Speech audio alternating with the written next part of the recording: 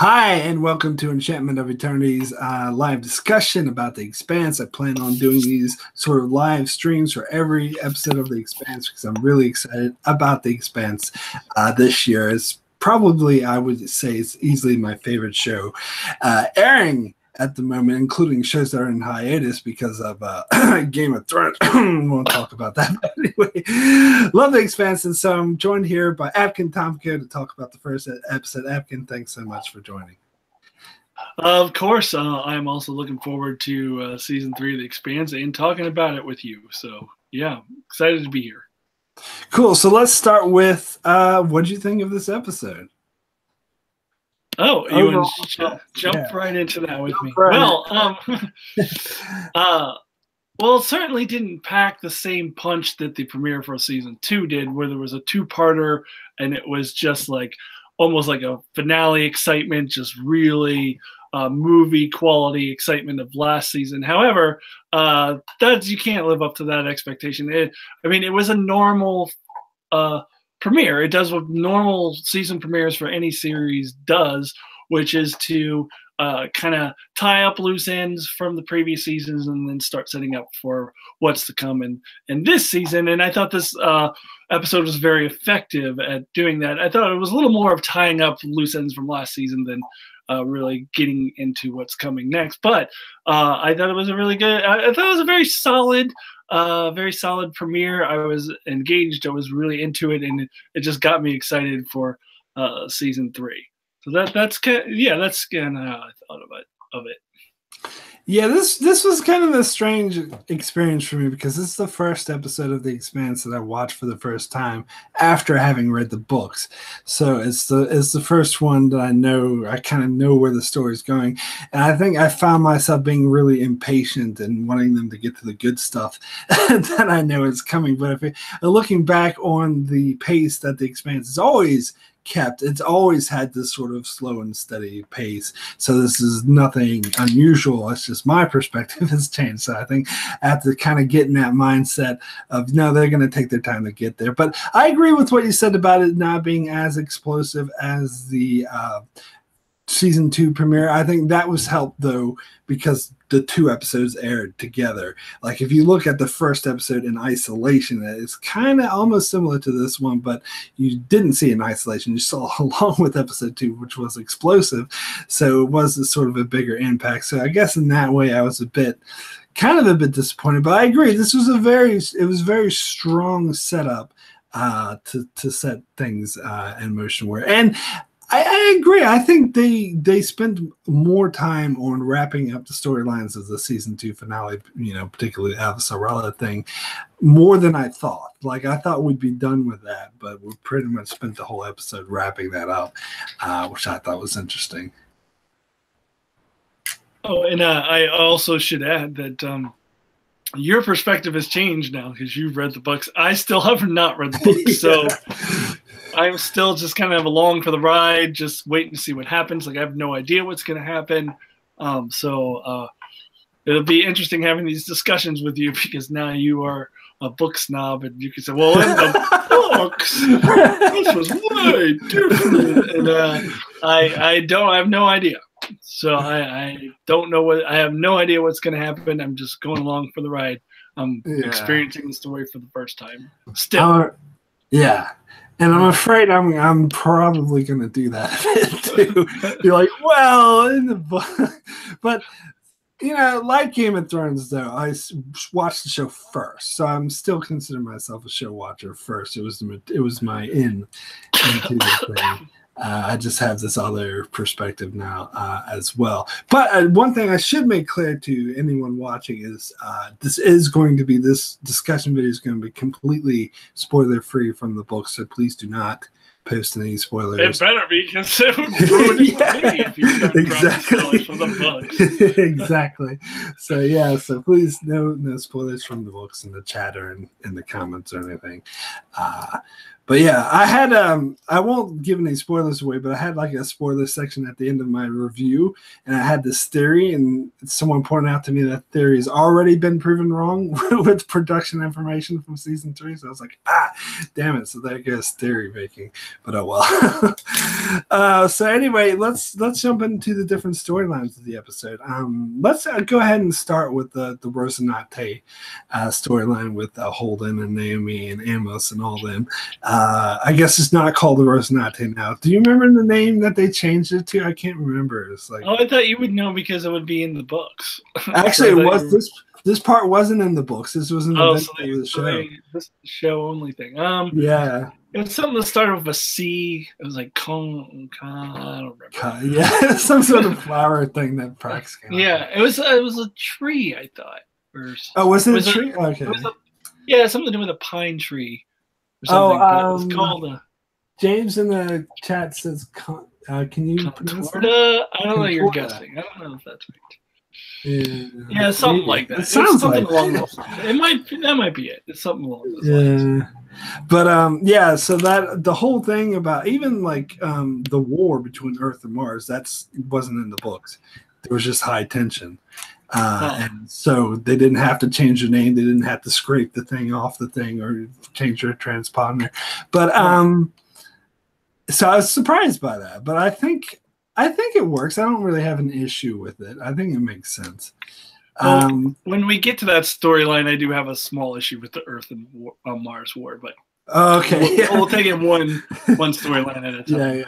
So with the Rosinante stuff, this is actually where my book snobbery comes in, and this is something I actually noticed when rewatching the first 2 seasons after having read the books, is that there's a lot more tension between these Rosinante characters, and I heard pretty much anyone else who read the books would say the same thing, is that they don't like this because in the books these characters get along perfectly. There's none of these like conflicts, and here in this episode, like the initial storyline, it's about them being disbanding. They're gonna totally go their separate ways and leave the Rosinante, and they all hate Naomi now. And I don't know, that I didn't really like that dynamic. I think it makes sense with the Naomi thing because of what she did with giving the proto-molecule to Fred Johnson. So that part of it, I mean, it kind of makes sense for the characters, but I think I wasn't expecting them to go to that far extreme. I don't know. As someone who hasn't read the books, what was your perspective on this group dynamic? Well, not having read the books, I mean, this is normal. Like they've always been at each other's throats, and there's always been tension throughout the whole series. And yeah, she sent the proto-molecule to Fred Johnson. So given that, it's almost to me like they were being easy on her. Like they could have shot her out into space, and they could have been really pissed at her. So I mean, all of that to me made sense. However, it looked, not having read the books, of course, it looks to me that I mean, it's kind of predictable they're never going to get to Tycho Station or if they do, it'll be a long time from now, because it was like, oh, sure, we'll go there right after we go to this other place first. I'm like, yeah, you'll make it there, sure. And any show, they're like, oh, yeah, we'll go there right after. We just got to do this quick thing first. I'm like, yeah, or whatever. You'll never make it there. But. Yeah, I don't know. Like I was expecting them to make it to Tycho before they came up with the thing at the end of the episode. But once Holden came up with the plan to go to Io, I was like, oh, okay. Because to be clear, like this part is the sort of change orders and events around from the novel, so I couldn't tell either way where they were going based off the books. So I was a bit surprised when they didn't go back to Tycho. But yeah, had they left the episode, did make sense. But then Holden's plan, like I liked actually Holden's character story in this episode. I like the way how Naomi tries to like talk and do normal banter, and he's just not having it, but he's not being a total dick to her. And then he just comes up with the plan he realizes that he wants to stay true to finding Praxis' daughter. And I absolutely love the thing how he just comes up to Praxis like, I never gave a shit about your daughter. It's just like, puts her right out there. I like that. The other scene that I liked, where he's like, Naomi's like, are you okay? Is everything? Oh, yeah, I'm fine. Yeah, it's fine. And she walks out of the room and he, this really coffee maker.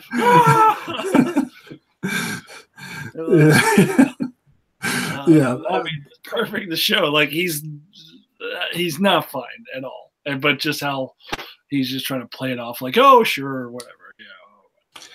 Yeah, but it's interesting because he went through an interesting character arc in season 2 because he was going to this madman obsessed with killing the proto-molecule. And then by the end of season 2, he realizes he's sort of moved past that. He realizes he was being an asshole and that he's going to put the crew first. And then that's when Naomi puts his bombshell on him. And then that throws his life into chaos again, which I thought. And I liked seeing the contrast of that, dealing with those things. I love how at the end he says, I don't care about the proto-molecule. We should just do right by Prax. Yeah, very different attitude than he had last season. And I'm glad for it. I was not I wouldn't say I disliked it, but I was hoping it wouldn't go forever with him being like this, the whole Moby Dick kind of thing, like this obsessive I must get revenge kind of. I was hoping that arc would not continue. So this is, to me, is good. I like that he's done this turn to where he's like, okay, let's go help Prax now. Yeah, I think I agree. I think it worked. That arc worked for season 2, but had they continued it more, it would have got a bit old. Yeah. Yeah. I'm just looking through the chat here.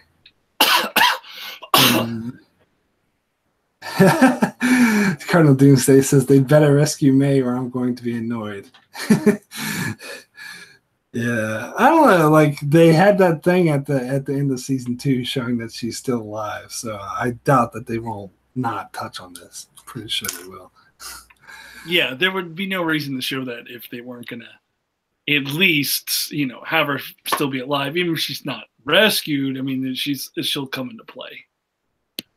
Yeah, and that's kind of like when they're cleaning up all the proto-molecule junk from the ship from that monster that was on, and they like pan down to a bit of the proto-molecule thingy still there. I mean, that's a Chekhov's gun situation. Like, you don't show proto-molecule thingies if that's not going to have any effect going forward. Chekhov's proto-molecule. Yeah, and that's kind of a situation where I do know exactly where they're going with it. I'm really excited. Like, I watched this other video of this guy who read the books, and he was like, oh my God, I can't wait for that. It's the best thing ever. I'm so happy they're going to do this. So Cardinal Doomsday asked in the chat, why doesn't the ship's computer pick up traces of the proto-molecule? Does it not detect that kind of thing? Or I never got the impression that it did. That seemed more like a Star Trek kind of ship. Yeah, I never got the impression their sensors were that keen. Yeah, I think you're right. I think that's reasonable. But yeah. So any other thoughts on this? The whole Rocinante crew not getting along and stuff. Yeah, for me, them not getting along is perfectly normal. Well, I did think that in season 2 they sort of got along better. Like, they've sort of gelled. Yeah, they separated at the. I mean, when Holden was going all nuts and like trying to get revenge, and Naomi was like, I didn't need to help. I mean, yeah. But it's interesting to me that what I found interesting is that even Amos is like, Naomi's not the person I thought she was. Like Naomi, and he seems to almost be like going more toward Holden now than Naomi. Like he backed Holden up on going to Ios, and he almost seems to be following Holden now more than Naomi, which is a big shift because he was always, Naomi's puppy, and now he's like, I don't even know who she is anymore, or something like that. So I found that very interesting.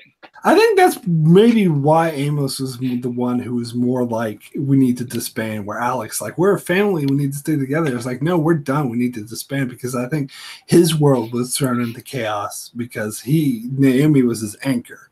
She's the one who he looked to, and to see that she betrayed him like that. And so do you think that they're justified to be this pissed off at Naomi? I do. Like I said before, I think they an argument could be made they're going easy on her. I mean, she Really? betrayed them. She lied to them. They all agreed as a team, we're getting rid of this thing, and she gave it to Fred Johnson, who nobody trusts. I think it's totally justified. And I think that they would be justified to even be more harsh on her than they have been, honestly. Oh, really? Wow. I was kind of looking at the other way. I thought they were being a bit too hard on her. I don't know, because, Fred Johnson, I guess he's not the most trustworthy guy in the world, but he's not bad. He's not like Dolls or. Didn't they? I mean, didn't they leave on pretty bad terms, if I remember correctly? Yeah, I mean, they did. They weren't. They weren't the best of friends when they left each other. I mean, they. So, yeah, I, and especially since, I mean, she lied to them. I mean, I don't blame them at all. No, I think they're being totally justified the way they're behaving. I mean, I guess it makes sense because Holden's whole plan was try to eliminate the protomolecule, but then she's like spreading it to more people. Yeah. Yeah. Yeah, I think that's pretty much all I have to say about this storyline, unless you have anything else you want to bring up. Nope. I think we can. Cool. All right, so yeah, let's since we're mentioning him, let's go ahead and talk about Fred Johnson. Good, because I thought that would be a good transition. I kind of wanted to talk about him. So go ahead. Yeah, because we get Fred Johnson, trying to make a deal with Dolls with the protomolecule, which I didn't see coming. I thought that was pretty interesting. Of course, this pisses off Drummer, his second in command, and because the Dolls basically sent guys to kill them, or he didn't necessarily send them, but he inspired them to do so. So she's like, what the fuck are you doing? So this scene really illustrates the difference between Drummer and Johnson. Like, Johnson's more of a pragmatic politician, where Drummer is sort of more feeds off her emotions and is more raw. But I like it how the two are sort of devoted to each other. Like, even though Drummer was really pissed off at Johnson, like, I don't know, I heard some perspectives saying, oh, she might turn from him now. I didn't get that from this scene. I think she was just pissed at that one thing, but I think that she's still devoted to him. Yeah, if she didn't turn on him then, I don't think she's going to turn on him. Like, I could have seen in that episode her saying, fuck you, I'm out of here, this is done, but, and it wouldn't have surprised me, but she didn't do that. So at this point, I don't see her turning on him in the future. I think she's devoted to him, but yeah, she's pissed. And, I mean, I think rightfully so. I mean, as untrustworthy as we say Fred Johnson is, I mean, Dolls is a very sketchy character, and I just don't foresee this going well for anybody. Once you get Dolls involved, like, I just don't think this is going to turn out well. So I think her anger is justified, and I wouldn't have blamed her if she was like, "Fuck you, this is done." But now that she has, she's agreed to stay with him and do his work for him, I don't think she's going to betray him at this point. But how do you see Johnson? I mean, I think I talked a bit about him in season 2, but do you see him as kind of a sketchy dude for wanting to develop the protomolecule? He's contacting Dolls because he wants the scientist, the Kotazar, the scientist who worked on it, so he can do something with the protomolecule, develop it into a weapon, because by himself he doesn't really know much to do with it. So would you trust him with it, or do you think no good's gonna come out of this? I don't think any good's gonna come out of it, but as far as whether Fred Johnson is a sketchy character, not in the way that Dawes is. I think Dawes is a very sketchy character. I think Fred Johnson, I think he has a cause. I think he has I think he's a little more noble than Dawes is, but yeah, I just don't. I think Fred Johnson and Dolls together and that scientist dude, I just don't see anything good possibly coming out of this. Like, it just all seems like a bad idea to me. Well, what about Fred Johnson just having the protomolecule? Because when he was talking to the Drummer, he was talking about it could just be a deterrent, kind of like the nuclear weapons, where they won't mess with the belt anymore as long as they have this deterrent. Do you see any good coming out of that? No, I mean, again, I haven't read the books, but it just seems to me that like Holden had the right idea, and this is another reason why, getting back to that, why they're justified in being pissed at her, because they had the right idea to get rid of the protomolecule. Like, spreading the protomolecule around just seems like a bad idea. So, yeah, I just don't. No, I don't think anything good will come. Yeah, and then we get Johnson sending Drummer off on the mission to retrieve the Nauvoo. And I think he was talking about wanting to retrofit it as a battleship. Yeah, and actually, can you remind me, because I haven't rewatched the episodes, what was the fate of the Naboo? What happened? Did the Mormons get it back? What happened? Well, so what happened is, they stole it to try to ram it into Arrows, right? And Arrows moved, so it missed it, and that's the last we saw of it. Oh, so, because she said something about, we're going to mix up with the Mormons again? Well, she was asking, why do you want to get it? Or do you want to give it back to the Mormons? I see. To make nice with them. He's like, no, I don't want to give it back to the Mormons. I'm going to keep it for myself. Okay. The way I read that scene, it sounded like the Mormons had the ship and they were getting it back from them. And I misunderstood. Yeah. I think what they were getting at is that ever since it missed Eros, it's just been going aimlessly off into space, and so Drummer's going to go off to try to retrieve it and bring it back. Oh, okay, that makes sense. Yeah. So I think that might be the storyline we're going to get with her in the next couple episodes. So it'll be interesting to see how that goes. But any other thoughts on this Johnson stuff? No, we didn't really get a whole ton of it in this episode. So yeah, that's just a taste. I don't have much more to say. All right, so let's go ahead and move on to the whole war room scenes with Aaron Wright and the Secretary General and how Earth and Mars are going to war. Now, first, go ahead and tell me, what were your issues with this? It bothers me just how much Aaron Wright has the Secretary General around his finger. Like, is he using mind control? I mean, does he have a spell over him? I mean, he's just so he'll just do anything Aaron Wright says. Sure, we're gonna have a war and have millions of people be killed. Let's just do it with no evidence whatsoever. He did resist for like a minute. He resisted a little bit, and he's like, sure, let's go at it and have a big war and have millions of people killed. And then to later on, Aaron Wright provided him with circumstantial evidence at best against Araceli in his word, and the Secretary General, we got to hunt her down and bring her in. I'm like, you have no evidence of anything except Aaron Wright's word. It's like Aaron Wright is like controlling his mind or something. It's like, how does he have so much influence on this guy? Is this guy just an idiot? Like, it was too much for me. It wasn't a big deal. Like, I still love the episode overall, but if I had one nitpick, this bothered me that really he had so much influence over him.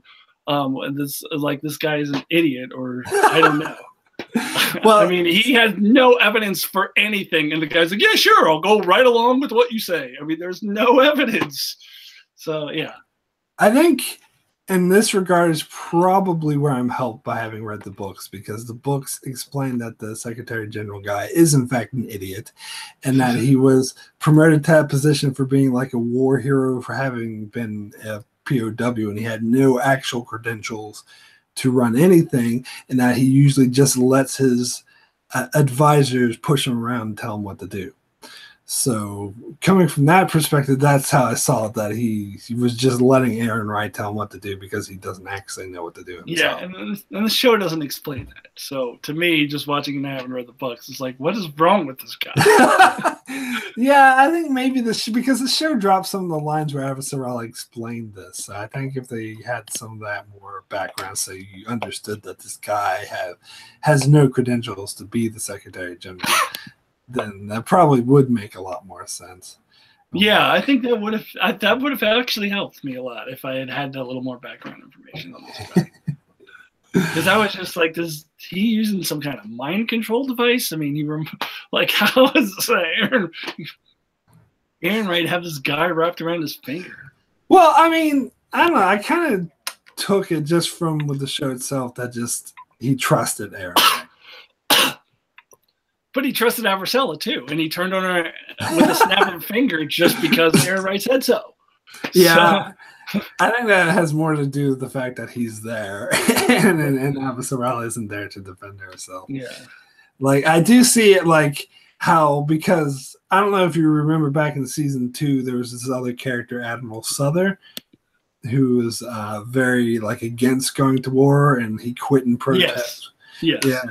And so he's not there anymore, and Avricella is not there anymore. So it kind of makes sense to me that Aaron Wright has free reign to go and manipulate the Secretary General without anyone there to keep him in check. Yeah, I mean, I guess so. I mean, it makes more sense once you explain this background to me. Yeah, I think it is a bit frustrating. Even though I like the storyline, it's a bit frustrating to me to see storylines like this where the Secretary General is obviously being lied to, and obviously saying Avricella is this evil person, and you know that she's not. You just want to scream at him, "No, you idiot! Why are you?" What bothers me is he had like circumstantial evidence at best. Like he had no evidence really. He just took his. Oh, okay, whatever you say. I mean, he didn't have any, like, but I think you're right. It's because Aaron Wright is there, so and Avricella is not there to defend herself. So. See, I think that he would be willing to listen to counter arguments from Avricella, though, because he didn't say kill her. He said bring her in and apprehend her. So that could be so he could talk with her and hear her, have her clear it up. So I think that's why Aaron Wright is so gung-ho on killing her, because he doesn't want her to get a chance to talk to him, because I think he knows that she could change his mind. Yeah. Yeah, and we're jumping storylines here, but she was very smart to get that there, or whatever you want to call that. Yeah, well, we can go ahead and get into this, Avricilla's storyline now. But I totally agree. Like that one moment, but she was like putting her life at risk, and like I love how Bobby Draper is just like, oh, do you want me to carry her? So they were gonna like force her up against her will, but she was like, don't you fucking dare, because I think she felt her life was worthless without her political advantage. Yeah, and she's probably right. I mean, considering she doesn't even know, or she could, maybe she has a very good idea. If she knows who Aaron Wright is, and she knows the Secretary General is an idiot, she probably has a very good idea that Aaron Wright is convincing him that she's this horrible person, did these horrible things. So she knows that she needs this evidence. She probably expects that if she were to go back without it, then her life is worthless. Like she could either die on that ship there, right then and there, or she can die when Aaron Wright kills her later, because she has no evidence to back her story. So she was very, very smart in getting that, and it definitely was worth risking her life for. Well, here's a question I had, something I wasn't very clear on. Like at the end of the episode where she gets on this ship, the Razorback, which we'll get more into later, but she hands Kotyar something and says, don't forget your antibiotics. I got the impression that was the data clip thingy. Was she handing him the message from... That's what it seemed to me. That's the impression. That's what I took from it, Because that was confusing to me, because why would she give it to him when he was going on this drop ship, which may not even make it out? She was the one going on this racing ship to get away from the communications block. Why would she give it to him? Why wouldn't she just keep it? I was a bit confused about that. I don't know. It seems to me that might be a plot convenience thing, because the plot requires them to have it. I don't know. We'll have to see. But I want to jump back a bit to the war room thing, because I got a comment in the chat from James saying perhaps having Fleet Commander Wynn, I think his name's pronounced Wynn. Some people said no Wynn, but whatever. Having him be present in the war room meetings would have made it a bit more believable with multiple voices to sway Gillis. And I totally agree. I don't know if you remember the Wynn character, but he was like the gung-ho admiral, like, let's go to war, like the whole time. Like if they had him in that scene as well as Aaron Wright, And that would have made more sense that it would show that all the voices in the room are pushing him in one way. Yeah, I think, and that would have probably helped me a little bit to feel a little better about it if it was multiple people, not just Aaron Wright, because the two scenes combined, when that scene and then Aaron Wright telling him about Aversarella, it's like, well, you just listen to everything Aaron Wright says. But if the other guy was there, I mean, I think that probably would have made it a little better. Yeah, I think that. Yeah, I do agree. I think that would have helped the scene. But then, all right. So another comment by James. He says he's pretty sure that she only gave him the medicine. What? Yeah. What? Maybe. Wait, what medicine for him? The antibiotics, because when she handed it to him, she said, "Don't forget to take your antibiotics." Because but I don't think it was. Just, I don't know. Yeah, I mean, that was my initial thought, but then I thought maybe she was just saying that as she was handing him the data clip. I don't know. I don't know at all. Yeah. But yeah, so we get so that basically this continues on from the thing in the season 2 finale, which was a bit surprising because I thought we were kind of done with this, but we get the return of that tech guy, which I don't know what you thought of it, but I thought, like, I didn't mind it, but it seems like that scene in the season 2 finale was specifically written just for him to be self-contained. Like, I don't think they ever expected him to bring him back. I just get the impression that this episode just decided at the last second, hey, let's bring this guy back and have him be the one. So yeah, I don't know. I didn't mind it, but I didn't really understand the point of bringing this character back. It didn't bother me, but I was just like, why do we need this guy again? It seems like he's just there so he can get the data clip from I don't know if you got the chance to watch my review, but in my review I said I was really bothered. This is what kind of bothered me, was when the guy was like, "Oh, it'll take me hours to retrieve the information," and he gets it in 10 minutes. Like, the missiles are coming in 7 minutes. Yeah, exactly. It'll take hours, Captain. We don't have hours. That's no intent. So, yeah. I don't know. Like that, the cliche is kind of forgivable in Star Trek because that's just, retro. That's what it is. But to see it here, it just felt really out of place to me. Especially like such a huge discrepancy, 2 hours, and then it takes 10 minutes. Less than 10 Well, maybe he just said that because he didn't want to do it. Yeah. Yeah, that could be the place. Colonel Doomsday said the tech guy is O'Brien in disguise. Now, O'Brien's way cooler than this guy. Oh, yeah, by a million years. Yeah, O'Brien would have been... This guy would be a red shirt. Yeah. O'Brien would be like, "Oh, I can get you this thing in a couple of minutes." Yeah. But that's how they were kind of playing this guy. This guy is more like Ensign Kim or Wesley. Well, not Wesley, because Wesley's perfect, but saves the universe every day. But he's more like Ensign Kim or Gilly. What's her name? Is her name Gilly? Yeah. I think I'm getting it wrong. Am I getting that? No, I'm thinking of Gilly from Game of Thrones, aren't I? Oh. What's her name? They're going to tell me in the chat. But anyway, well, you know who I'm talking about. The chick from Discovery. Yeah. It's kind of... I thought it was Gilly. Maybe it is. I don't know. But yeah, he's kind of like that, where he's a useless underling. He doesn't really know much.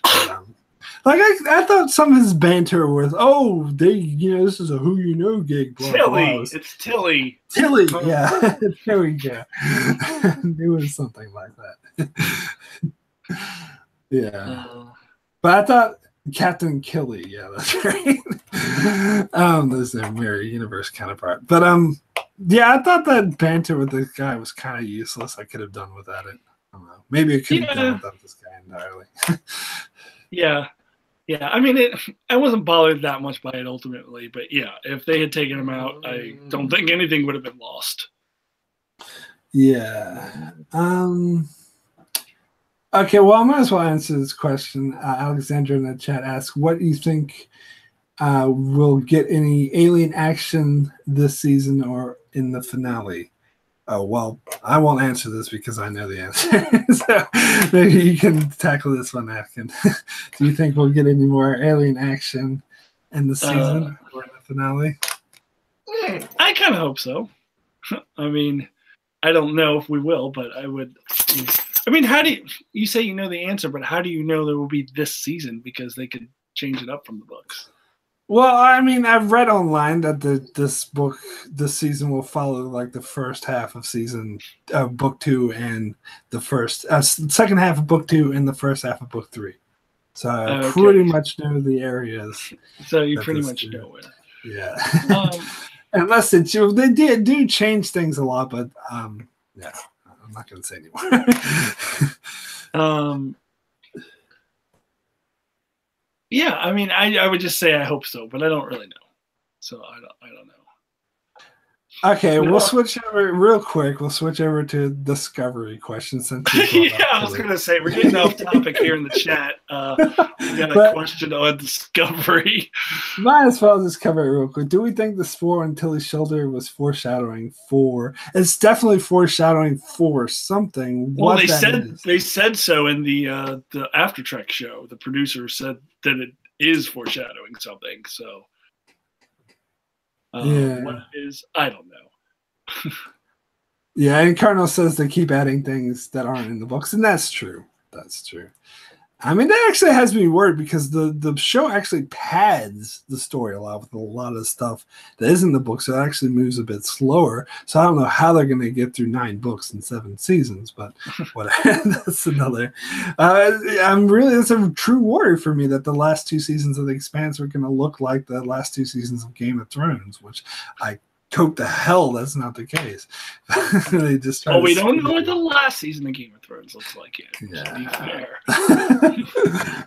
That's true. But things are heading in a good direction based on season 7, but yeah. But anyway, back to The Expanse. So what did you think of the scenes with Bobby Draper going on their power suit and onto the ship and ripping it off and almost dying? Because I heard a lot of people praising this, saying this like the highlight of the episode because it's great special effects. They thought that there was a much bigger budget this season and looked really great. And I thought, yeah, they were right. Like I wasn't. I'm with you. Yeah, I kind of honestly, my friend was texting me, and I was kind of not fully paying attention. And I'm like, yeah, she's in this. I wasn't blown away by it. No. And I thought like the part where she's like fell back and almost went to the engine, like that was just. I'm trying to think of it. Yeah. I'm trying to think of a good analogy. I know a good analogy. The cougar moment from 24. Maybe that's a bit harsh. No. But anytime anyone is, you're high up somewhere on a cliff or you're in outer space, you always almost fall off and you're just clinging on and then you climb back up. I mean, it's cliche. I mean, it is very cliche. You've seen it a gazillion times. So I'm not saying it's bad. I wasn't bothered by it, but to say that it was this great thing, no, absolutely not. It was not anything special. But you think it's too harsh to say it's like a cougar movie? I think it's too harsh to say it was like the cougar from 24. Because the cougar from 24 was over the top, and this was just more normal. Well, that's true. Yeah, this was average. Like you see it all the time. It's cliche. The cougar wasn't cliche. It was just over the top ridiculous. Yeah, that's true. I mean, but I thought it was just there to here's some tension, and we didn't actually, need it. But ultimately, I'm with you. I thought it was okay, but So we get them going into the Razorback, Julie's racing ship, and I think it's great that we actually finally get to see it in the show because we heard it mentioned so many times in season 1, and Miller were investigating Julie Mel, talking about the Razorback, and we finally get to see it. Now you even see like a little picture of Julie. I think that was just there to, just remind audiences that this was Julie's ship, just in case they didn't catch the name, the reference. But yeah, it was nothing like I really pictured it, so I thought that was really cool to see that. Yeah, I actually didn't catch that. I didn't know that was her ship. Oh, really? Yeah, oh, wow. Yeah. Okay. Yeah. So it's the Razorback. Yeah, the one that she kept mentioning before. Her racing ship, and like in the books, the audiobook. I listened to the audiobooks, and the guy who reads it constantly refers to it as her racing pinnace. And I'm just like, can you call it something else? Like, just hear her always saying, "Oh, here's a racing pinnace." It makes me like Beavis and Butthead go. So I'm kind of glad they didn't call it that in the show. They just said a racing ship. Because I'm sure, like in the books, it's different if you're reading it, but you hear it spoken aloud. Yeah. But yeah, it was different. Even from reading the books, it looked different than I thought it was. Especially like pinnace is unfortunate considering how it's shaped anyway. But it's. All right, Colonel. I'm sorry. Go ahead. Yeah, no, go ahead. Colonel Doomsday says Acton truly. Well, I haven't read the books. I've never rewatched any of the episodes. In the show, they may have mentioned this ship offhand 2 seasons ago. Episodes I saw 2 years ago. So. No, I'm not going to catch it. Like I haven't read the books, and it's not something that's been mentioned a lot in the show, or if it has, it's episodes I saw. It's been a while. Ago. Yeah. It's totally understandable. That's why you should watch my recap of the first 2 seasons. Yeah. Anyway, but yeah, I think they mentioned it a bit when Julie was in the proto-molecule thingy, blue, because she thought that she was on the Razorback, her old racing ship. And she heard it. Miller heard her say Razorback, and that's how he knew that she was in the proto-molecule. But yeah, that aired like almost over a year ago. So I don't, makes total sense that you wouldn't catch that reference. But yeah, I think that was pretty cool. We didn't get any Jules Pierre Mal in this episode though, but I'm sure we'll get some of him soon to see his side of things. Because I don't know how he feels about Aaron Wright blowing up his yacht. I'm sure. I guess he's like a billionaire or something, but I'm sure. Yeah, he probably doesn't care. You reckon? Yeah. Yeah. So, any other thoughts on this episode? Oh, do you have any thoughts on Cotillard? Because a lot of people, even those who read the books, were speculating that he would die in this episode, but I kind of get the impression that he didn't. No, he didn't, and I thought after last season's finale, I thought he was going to die, but coming after this episode, I think he's fine. I don't think because he's kind of a show original character, so a lot of people think, and who read the books, think he's going to die because he wasn't really in the books beyond this point.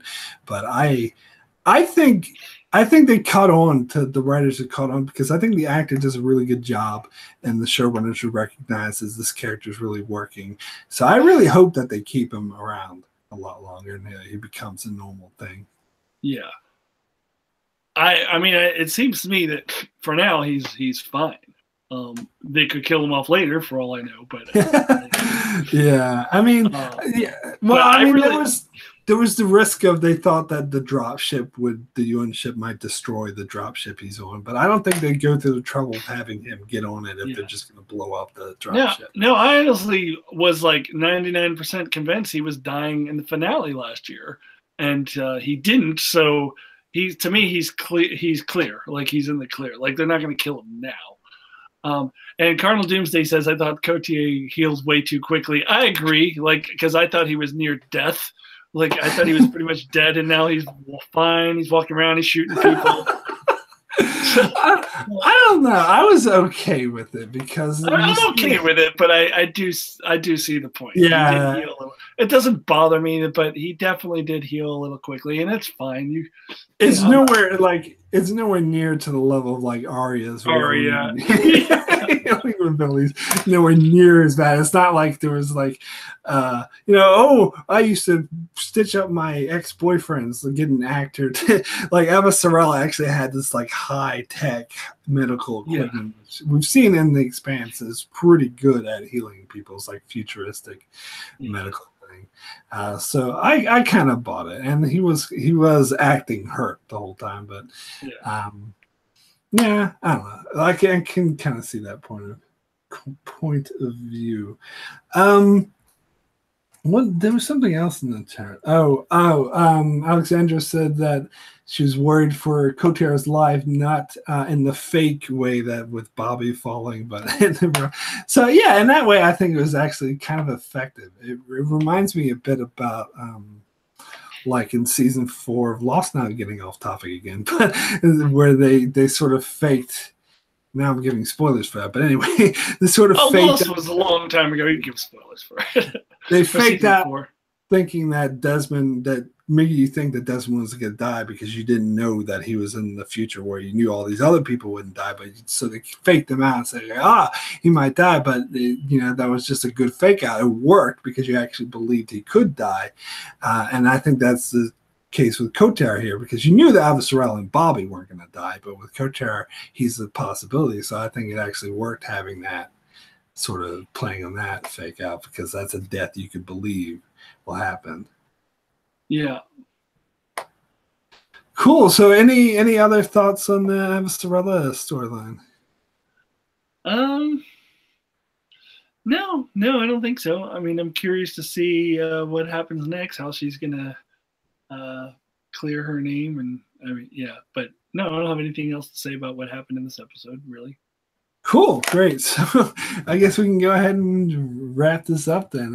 We wanted to go for about an hour. It's almost an hour now, so seems like good timing. And just real quick, anything else? Anyone have any quick questions in the chat they want to pose while I was sort of get sort of the final thoughts on this episode and where you think it might go from here? Because I'm wondering myself if next week's episode is going to be like the big, like impacting, like episode 2 of season 2 was, where they attacked the space station. I wonder if we're going to get this big action sequence.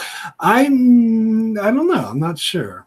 I think it definitely could happen. But what are some of your thoughts on how you feel like because we know now that Holden's storyline in this episode was mainly just set up, just getting the paces between where the crew sings, but it seems like they're putting into action by the end of the episode, where they're going to this base that they're pretty sure that protomolecule monsters are being created, because it's a facility owned by Jules Pierre Mal where they saw the spikes coming.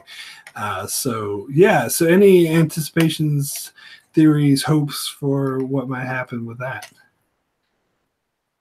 Are you talking to me or the chat? Yeah, to you. Yeah.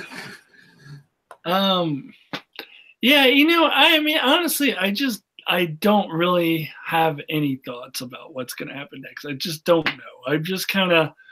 I'm trying not to really go down the road where I go with Game of Thrones and speculate and predict. I'm just kind of going along for the ride at this point. So honestly, I don't really have anything. Yeah, no, that's fair. It's probably a good way to do it. I myself pretty excited to see where they take that, and of course what happens to Eva Sorella. And God damn it, I want Aaron Wright to get his just desserts. Yeah, that's because this is something we didn't get in the books, because he wasn't as prominent in the character. Like, he barely appeared in the novels, and he was mostly off screen, so he wasn't as despicable in The Spies. So I hope that the payoff in the show is really, really good. yeah, I absolutely agree. I definitely want to see that. Cool. So in the chat, Colonel says, did anyone else find the ending very abrupt?